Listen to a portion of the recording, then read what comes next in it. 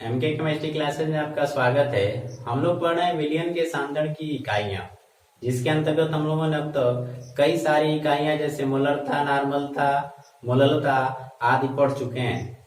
आज हम लोग उसी विलियन के सांद्रण की इकाइयों से संबंधित कुछ संख्यात्मक प्रश्नों को सॉल्व करेंगे और उनको समझेंगे कि मोलरता और नॉर्मलता या मोललता पर आधारित किस तरीके के प्रश्न परीक्षाओं में पूछे जाते हैं। आइए शुरू करते हैं।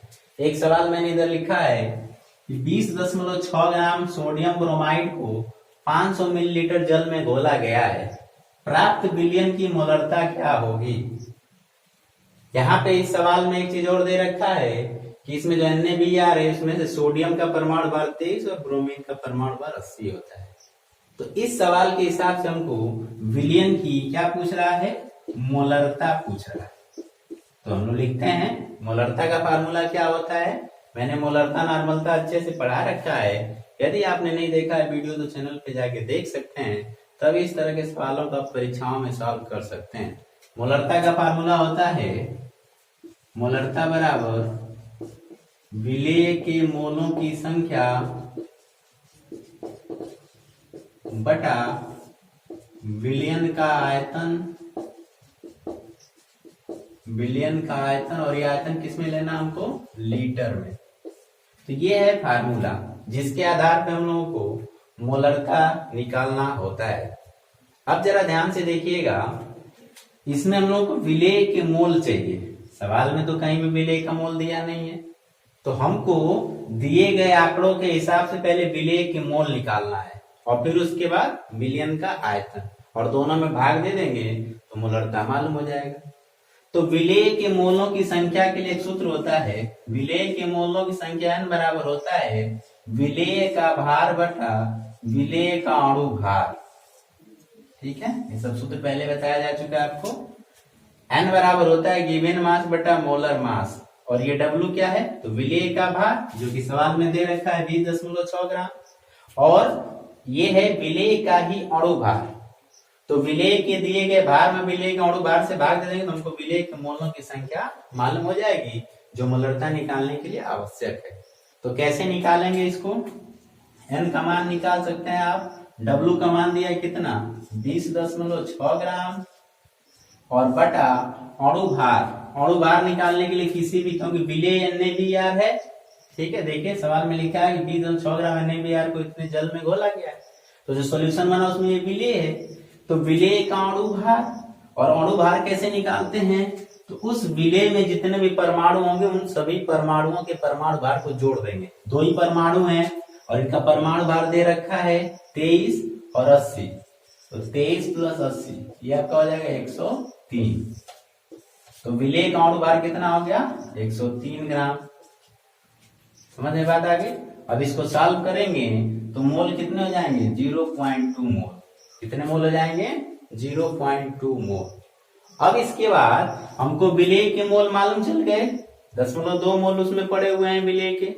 अब इसके बाद विलियन का आयतन किसमें चाहिए, लीटर में। तो अब ध्यान से देखिए, विलियन का आयतन दिया है मिलीलीटर में, और मैंने कहा था कि मिलीलीटर में जब भी दिया रहेगा तो उसको हम लोग लीटर में बदलेंगे, उसमें 1000 से भाग दे देंगे। तो हम लोग निकालते हैं इधर विलियन का आयतन। ये हम लोगों ने विलेय के मोल निकाल लिए। विलेय के मोल कितना है, 0.2, और विलियन का आयतन, ठीक है। तो आयतन तो दिया है 500 मिलीलीटर, बट मिलीलीटर में दिया, हमको किस में चाहिए, लीटर में। तो हम क्या करेंगे, इसके लीटर में बनाने के लिए 500 में 1000 से भाग दे देंगे। ये आपका होगा 1/2, या इसको लिखेंगे 0.5 लीटर। तो आपने देखा कि दिए गए आंकड़ों के हिसाब से हमने विलियन का आयतन भी निकाल लिया और विलेय के मोल भी निकाल लिया। अब इन दोनों में भाग दे देंगे तो हमको मोलरता मालूम हो जाएगी। तो दे देते हैं m बराबर, यानी मोलरता बराबर विलेय के मोलों की संख्या इतनी है 0.2 अपान विलियन का आयतन लीटर में कितना हमने निकाला, तो 0.5। इसको सॉल्व करेंगे, ये होगा 0.4, और आगे यूनिट लगा देंगे मोल प्रति लीटर।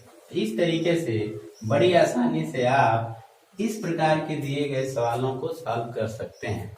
आप इसको नोट कर लीजिए, फिर हम लोग अगला सवाल लेते हैं। नोट कर लीजिए। चलिए, आपने नोट कर लिया होगा। अब हम लोग कुछ अन्य प्रश्नों को देखते हैं। एक प्रश्न लिखा होगा कि 0.2 m, m का मतलब यहाँ पे क्या है, कैपिटल M का मतलब होता है मोलरता। तो 0.2 m H2SO4 विलियन की नॉर्मलता ज्ञात कीजिए। इसका मतलब ये है कि इसमें विलियन की हमको मोलरता दे रखा है और नॉर्मलता पूछ रहा है। तो मैंने जब मोलरता या नॉर्मलता आपको पढ़ाया था तो विलियन की नॉर्मलता और मोलरता में एक रिलेशन बताया था। मैंने बताया था कि विलियन की नॉर्मलता बराबर होता है मोलरता गुणे n फैक्टर। क्या रिलेशन होता है कि विलियन की जो नॉर्मलता होती है वो मोलरता और n फैक्टर का गुणनफल होता है। तो अभी हमको मोलरता तो दे रखा है, कितना दे रखा है 0.2 और इनटू, अब बात है n फैक्टर कैसे निकालते हैं। तो मैंने इसे पूरा वीडियो एक बना रखा है, जब नॉर्मलता वाली वीडियो आप देखेंगे तो उसमें n फैक्टर कैसे निकालते हैं। अम्ल हो, क्षार हो, लवण हो, सबका n फैक्टर अलग अलग तरीके से निकाला जाता है। क्योंकि यहाँ पे जो विलियन में जो विलेय है वो एक अम्ल है, और अम्ल का n फैक्टर कैसे निकालते हैं, तो अम्ल का n फैक्टर उसमें मौजूद विस्थापनीय हाइड्रोजन परमाणुओं पे निर्भर करता है। H2SO4 में विस्थापनीय हाइड्रोजन परमाणु कितने हैं, 2। तो इस H2SO4 का n फैक्टर कितना हो जाएगा, 2। इस तरीके से 0.4 इसका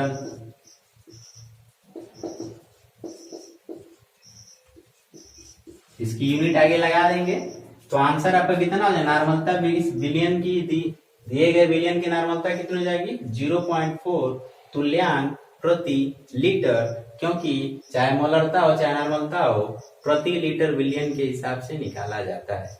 तो आई होप आपको ये सवाल भी समझ में आ गया होगा। अगला एक प्रश्न लेते हैं। दिया जल की मोलरता की गणना कीजिए। ठीक है, जहां जल का घनत्व तो आपको देख रखा है 1 ग्राम प्रति मिलीलीटर। तो सिर्फ आपको जो उसमें विलेय है जल उसका नाम दे रखा है और उस विलेय का आपको क्या दे रखा है, घनत्व दे रखा है, और पूछ रहा है आपसे मोलरता किसकी निकालिए, मोलरता की गणना कीजिए। तो अभी आपने देखा है मोलरता का फार्मूला क्या होता है, मोलरता बराबर होता है विलेय के मोलों की संख्या बटा विलियन का आयतन, और ये किस में लेना है, लीटर में।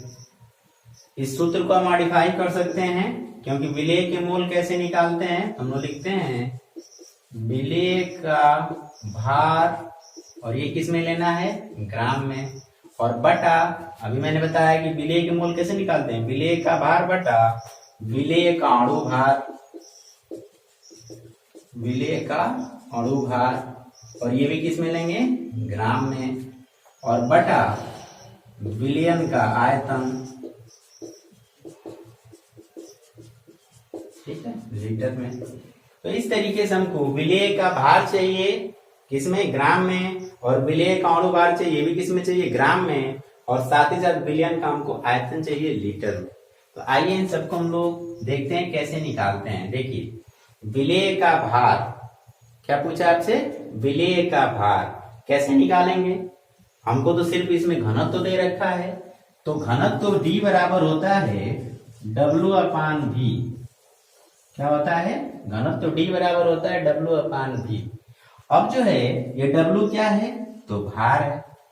तो हम क्या करेंगे कि इस फार्मूले की सहायता से हम लोग इस जल के भार की गणना करेंगे कि इस विलियन में जल की कितनी मात्रा मौजूद है। तो W बराबर क्या हो जाएगा, ये हो जाएगा D × V। तो भार बराबर हो जाएगा घनत्व गुणे आयतन। तो अब इस फार्मूला की सहायता से अब हम लोग जल के भार की यानी विलेय के भार की गणना को करेंगे। तो आइए देखते हैं कैसे निकालते हैं। घनत्व कितना दे रखा है, 1 ग्राम प्रति मिलीलीटर इंटू D का मान तो दिया है प्रश्न में, V। अब ध्यान देंगे कि मोलरता पूछ रहा है, तो जो भी मोलरता निकाली जाती है किस में निकाली जाती है? प्रति लीटर में। तो हम ये मान के चलेंगे कि यहाँ पे जो भी विलियन होगा कितना होगा? 1 लीटर होगा। और 1 लीटर चूंकि यहाँ पे मिलीलीटर में लिया है, तो हम लोग 1 लीटर ना लिख के बल्कि उसको किसमें बदल लेंगे? उसको भी हम लोग मिलीलीटर में बदल लेंगे। तो विलियन का आयतन मोलरता के हिसाब से 1000 ml है, और उसमें जो विलेय है उसका घनत्व कितना है? 1 ग्राम प्रति मिलीलीटर है। अब इसको हम लोग चाहे तो सॉल्व भी कर सकते हैं, और चाहे तो इस मान को हम लोग यहाँ पे रख के और इसको सॉल्व करेंगे। अब एक चीज और हमको चाहिए, विलेय का अणु भार। क्या चाहिए? विलेय का अणु भार। तो ध्यान देंगे अणु भार कैसे निकालेंगे। तो मैंने कहा था कि जो भी विलेय होगा उसमें मौजूद परमाणुओं के परमाणु भार को जोड़ देंगे, अणु भार मालूम हो जाएगा। पानी एक काफी फेमस यौगिक है, इसका अणु भार कितना होता है? 18 होता है।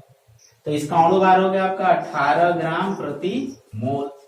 तो इस तरीके से अब हमको विलेय का अणु भार मालूम हो गया, विलेय का भार भी हमको मालूम हो गया, और साथ ही साथ इस विलियन का हमको आयतन भी मालूम हो गया है। अब सारे डाटा यहाँ पे रख देंगे और सवाल को सॉल्व कर लेते हैं। मैं इधर लिखता हूं m बराबर, ठीक है, ये देखिए आपको विलेय का भार मालूम है, इसको सॉल्व कर सकते हैं।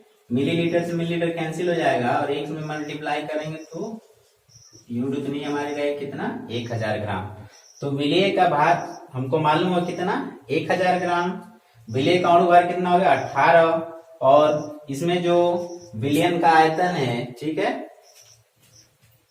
इसको हम लोग ऐसे सॉल्व करेंगे, 1000 बटा 18 और बटा विलियन का आयतन कितना लेना है? 1 लीटर।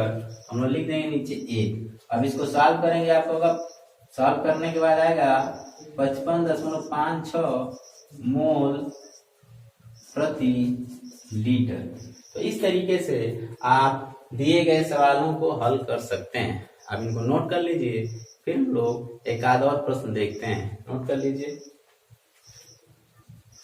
चलिए अगला प्रश्न लेते हैं। एक लवण का अणु भार 30 है। लवण की 3 ग्राम मात्रा 250 ग्राम जल में विलीन की गई। विलयन की मोललता ज्ञात कीजिए। तो हमसे मोललता पूछ रहा है। तो मोललता का फार्मूला क्या होता है? मोललता बराबर होता है विलेय के मोलों की संख्या बटा, अब ध्यान देंगे नीचे हमको विलायक की मात्रा लेनी है। किसकी लेनी है? विलायक की मात्रा। और किसमें लेना है ये मात्रा? किलोग्राम में। तो इस फार्मूले की सहायता से हम लोग किसी भी विलयन की मोललता ज्ञात कर सकते हैं। तो आइए अब इसको सॉल्व करते हैं। हमको विलेय के मोल चाहिए, और मोल का फार्मूला क्या होता है? N बराबर W/mm, गिवन मास बटा मोलर मास। तो जरा ध्यान से देखिए, इसमें विलेय कौन है? लवण, क्योंकि इसी लवण को जल में घोला जा रहा है। तो ये विलेय है। इसकी मात्रा देखिए दी है, W का मान कितना है? 3 ग्राम। तो हो जाएगा 3 ग्राम बटा, और इसका अणु भार भी ऑलरेडी दे रखा है। देखिए लवण का अणु भार 30 है, हो जाएगा 30 ग्राम प्रति मोल। इसको सॉल्व करें कितना आएगा? 0.1 मोल। तो हमको विलेय के मोल मालूम हो गए, कितने हैं? 10.1 मोल। अब इसके बाद हमको विलायक की मात्रा चाहिए। तो मात्रा तो दे रखा है, 250 ग्राम जल में घोला गया है, तो जिसमें घोला गया वो विलायक है। लेकिन हमको इसकी मात्रा ग्राम में दे रखा, हमको इसको किलोग्राम में चाहिए। तो इसके लिए हम लोग 250 ग्राम में 1000 ग्राम से भाग दे देंगे, तो इसकी मात्रा हमको किसमें मालूम हो जाएगी? किलोग्राम में। तो सॉल्व करते हैं इसको। मोल कितने हो गए? विलेय के मोल 0.1, अब बटा विलायक की मात्रा कितना हो जाएगा? 250। चूंकि इसको किलोग्राम में बदलना है, तो इसमें 1000 से मल्टीप्लाई कर देंगे। अब इसको सॉल्व करेंगे तो ये आपका आएगा 0.4 मोल प्रति किलोग्राम, क्योंकि मोलरता की इकाई होती है मोल प्रति किलोग्राम। तो ये हो गया आपका आंसर। ठीक है, तो आई होप जितने भी संख्यात्मक प्रश्न आपको बताए गए होंगे अच्छे से समझ में आ गया होगा। बताने का मकसद यही था कि आपको एक आइडिया मिल जाए कि इस तरह के प्रश्नों को कैसे सॉल्व करते हैं। मैं आपको कुछ प्रश्नों को होमवर्क के रूप में दे रहा हूँ। आप उनको सॉल्व करके और अपने अपने आंसर वीडियो के कमेंट बॉक्स में बताएंगे। वीडियो को देखने के लिए धन्यवाद।